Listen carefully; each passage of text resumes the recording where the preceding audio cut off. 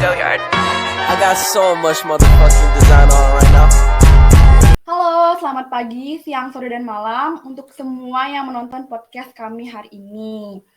Kami semua dari mahasiswa Undiknas Denpasar akan menyampaikan sebuah podcast yang berjudul Kasus Kuota Impor Daging Sapi dan Pencucian Uang yang dilakukan oleh Bapak Lutfi Hasan Ishak, yaitu seorang mantan presiden Partai Keadilan Sejahtera atau yang biasa dipanggil PKS ya. Nah, sebelum kita melanjutkan podcast kali ini, alangkah baiknya kita berkenalan terlebih dahulu ya, biar kita makin nyaman, makin dekat semuanya. Oke, pertama dari nama aku Sagung Aidania Widiani. Aku biasa dipanggil Ani. Di sini aku sebagai moderator. Nah, tapi kali ini aku nggak sendiri. Aku ditemenin sama teman-teman kelompok aku juga untuk membahas kasus korupsi kali ini. Nah, yang pertama ada Cynthia. Silakan perkenalkan diri kamu dong. Hai, kenalin nama aku Cynthia Devi Maharani, bisa dipanggil Cynthia.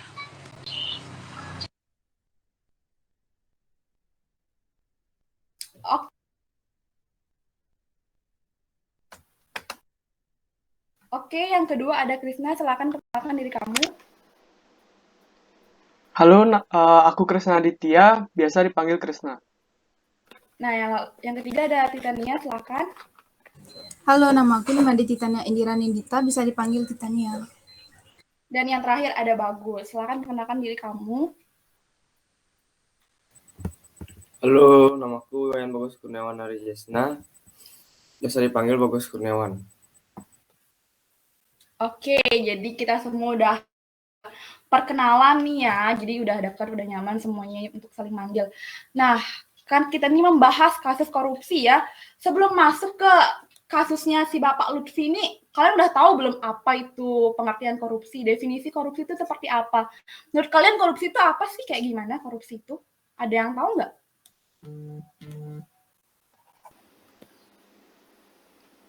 Ada yang tahu mungkin? Kalau menurutku pribadi ya, korupsi itu sebuah tindak kriminal yang dilakukan seseorang dengan cara merugikan orang lain demi kepentingannya sendiri.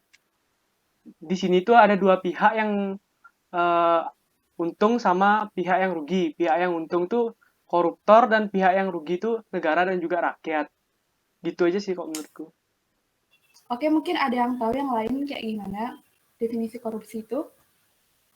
Kalau menurutku nggak jauh ya sama yang dijelasin tadi itu. Korupsi itu adalah penyelewengan atau penyalahgunaan uang negara, perusahaan dan sebagainya untuk keuntungan pribadi atau orang lain. Kayak gitu sih.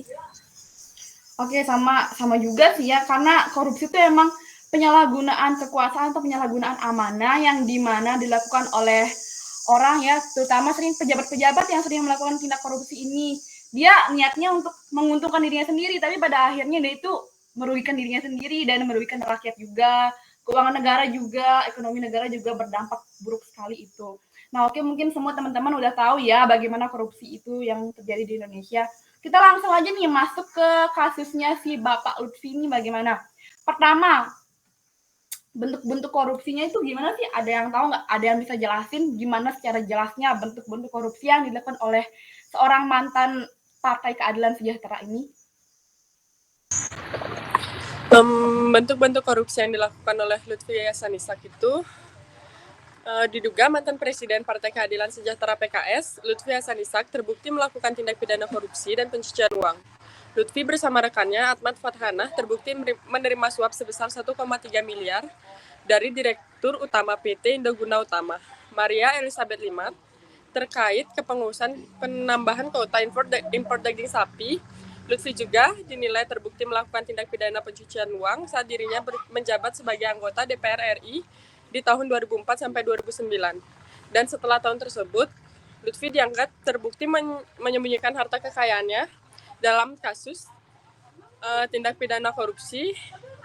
Jaksa juga menjelaskan bahwa pemberian uang sebesar 1,3 miliar tersebut dilakukan agar Lutfi mempengaruhi pejabat Kementan sehingga memberikan rekomendasi atas permintaan tambahan kuota impor daging sapi sebanyak 8.000 ton yang diajukan oleh PT Indoguna Utama dan anak perusahaannya. Dan akhirnya dinyatakan Lutfi Hasan Ishak terbukti secara sah dan meyakinkan melakukan tindak pidana korupsi dan tindak pidana pencucian uang. secara bersama-sama, menjatuhkan hukuman pidana selama 18 tahun penjara dan denda sebesar 1 miliar subsidiar atau diganti dengan 1 tahun kurungan penjara, kata Majelis Hakim Gus Rizal Lubis yang membacakan keputusan Lutfi di Pengadilan Tindak Pidana Korupsi. Wah, berat juga ya kasus bentuk korupsi yang dilakukan oleh si Bapak Lutfi ini, yang awalnya ia 18 tahun penjara menjadi 1 tahun kurungan penjara. Ya, begitulah keuangan di Indonesia ini, apa-apa tuh bisa dilakukan dengan uang ya, bisa dibayar, itu hukuman bisa dibayar. Nah, kalau pasti ada faktor penyebabnya. Gimana sih faktor penyebabnya Bapak Lutfi ini melakukan tindakan seperti ini? Ada yang coba Krisna silakan jelaskan. Kalau faktor penyebabnya tentu dalam kasus Bapak Lutfi ini ada 2 ya faktor penyebabnya, faktor internal dan juga faktor eksternal. Nah, faktor internalnya kemungkinan itu karena iman Bapak Lutfi Hasan ini kurang kuat sehingga menyebabkan dia mampu melakukan tindakan tersebut. Lalu ada faktor eksternalnya. Faktor eksternalnya mungkin ada kepentingan politik. Dalam hal ini hasil dari korupsi yang dilakukan Bapak tersebut tuh mungkin akan digunakan dirinya untuk ke pemilu selanjutnya atau mencalonkan dirinya. Di sini juga dalam konteks ini lemahnya akuntabilitas serta manajemen dan lemahnya pengawasan lembaga merupakan suatu hal yang membuat tersangka ini memiliki peluang juga terhadap tindakan tersebut. Jadi intinya di sini pengawasan hukum kita terhadap pelaku korupsi itu sangat lemah sehingga mengakibatkan koruptor-koruptor itu semakin berani melakukan tindakan ini tersebut. Sekian dari saya. Oke. Nah, kita kan udah tahu bentuk korupsinya seperti apa dan faktornya bagaimana. Kalau perilaku koruptif yang menjadi pemicunya itu bagaimana? Yang menjadi pemicu kasus korupsi yang dilakukan oleh Bapak Lutfi ini bagaimana sih? Coba ada yang bisa menjelaskan? Kalau perilaku koruptif yang menjadi pemicu kasus korupsi yang dilakukan Bapak Lutfi Hasan Ishak ini adalah mungkin karena kurangnya kedisiplinan dalam diri ya, karena kedisiplinan itu kan adalah kebiasaan dan tindakan yang konsisten terhadap segala bentuk peraturan atau tata tertib yang berlaku. Jadi kalau misalnya udah nggak ada kedisiplinan dalam diri, berarti seseorang itu akan mudah melanggar aturan negara termasuk tindakan korupsi. Selain itu, perilaku koruptif yang menjadi pemicu kasus tersebut adalah kebiasaan melakukan suap menyuap. Tindakan pemberian uang atau menerima uang atau hadiah yang dilakukan oleh pejabat pemerintah untuk melakukan atau tidak melakukan sesuatu yang bertentangan dengan kewajibannya.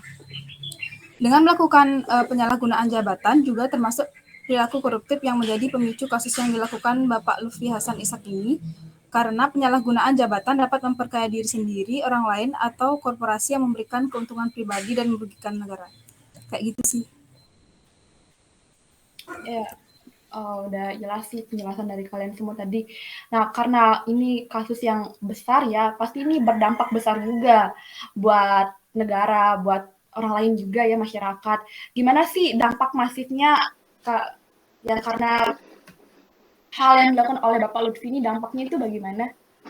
Ada yang bisa menjelaskan, yang tahu mungkin Kalau dampaknya? dari aku ya, dampak yang paling terasa itu dampak ekonominya. Karena ekonomi itu merupakan hal yang paling berdampak dari kasus ini. Yang mengakibatkan lesunya pertumbuhan ekonomi, lesunya khususnya terhadap daging sapi ini. Dalam kasus tersangka ini mendapat suap kuota daging impor yang dimana dalam impor daging pada saat itu terdapat kuota atau suatu batasan. Akan tetapi justru batasan tersebut malah dilanggar oleh tersangka ini. Sehingga mengakibatkan ketidakseimbangan ekonomi antara impor dan juga ekspor. Yang mengakibatkan banyaknya daging sapi impor yang masuk ke Indonesia dengan harga yang mahal serta membuat peternak sapi lokal menjadi rugi. Gitu aja sih dari aku. Nah, jadi ya pasti ya dampaknya itu lagi-lagi kepada ekonomi dan keuangan negara ya, karena emang kalau kita melakukan korupsi itu pasti berdampak pada ekonomi. Nah, bagus nih, aku mau nanya sama kamu deh. Tadi kamu diam-diam aja. Gimana nih upaya pencegahannya atau gimana sih hukum tuh menegakkan atau memberantaskan yang dilakukan oleh hukum kepada Bapak Lutfi ini bagaimana sih caranya? Kalau menurutku sih upaya memberantas korupsi itu adalah memberi hak kepada masyarakat untuk mendapatkan akses terhadap informasi. Sebuah sistem harus dibangun di mana masyarakat termasuk media diberikan hak untuk mengetahui segala informasi yang berkaitan dengan kebijakan pemerintah. Terus ada menyediakan sarana bagi masyarakat untuk melaporkan kasus korupsi agar masyarakat dapat dengan mudah melaporkan kasus korupsi yang diketahui oleh masyarakat. Cara tersebut harus dipermudah agar masyarakat tidak kesulitan untuk melaporkan misalnya dengan telepon, surat, terus yang pastinya nama yang melaporkan itu disamarkan. Itu aja sih menurutku. Oke, jadi seperti itu ya cara memberantas atau cara hukum menegakkan kasus ini. Nah, kita kan ini sekarang sebagai seorang mahasiswa ya, kita dari mahasiswa Undiknas. Gimana sih peran kita tuh? Kita kan pernah membuat sebuah kampanye atau juga membuat sebuah video gitu kan, video tentang pemberantasan kasus korupsi itu seperti apa. Menurut kalian nih gimana ya cara peran kita sebagai mahasiswa untuk memberantas perilaku korupsi ini agar tidak terjadi lagi? Secara jelasnya aja sih. Ada yang bisa mau menambahkan mungkin bagaimana peran kita untuk memberantas ini? Peran mahasiswanya itu dalam pencegahan korupsi itu mahasiswa juga berperan untuk melakukan pencegahan tindak pidana korupsi ini dengan terjun langsung ke masyarakat.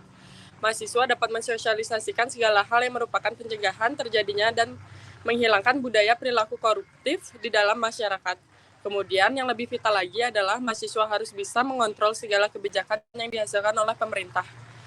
Pemerintah butuh diawasi dan dikritisi supaya terwujud kebijakan-kebijakan yang dapat menghasilkan keadilan dan kesejahteraan bagi masyarakat, termasuk yang terkait dengan pemberantasan korupsi. Mahasiswa juga bisa menuntut pemerintah untuk lebih aktif dan serius dalam segala upaya pemberantasan korupsi. Segitu aja sih peran dari aku.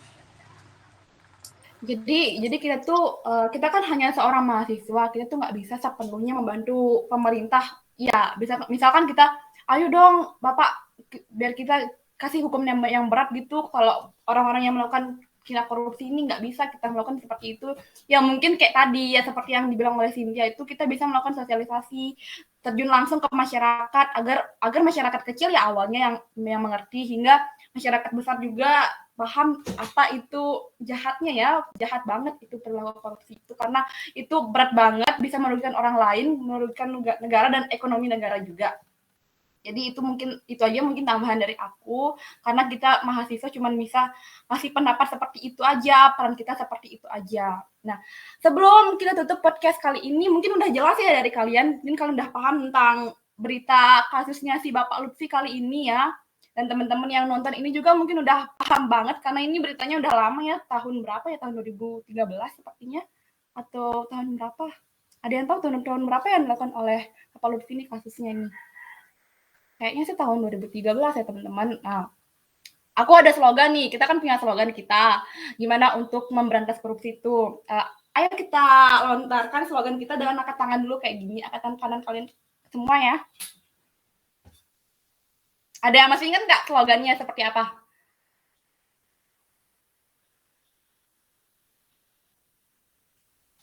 Tolong dong, unik semua.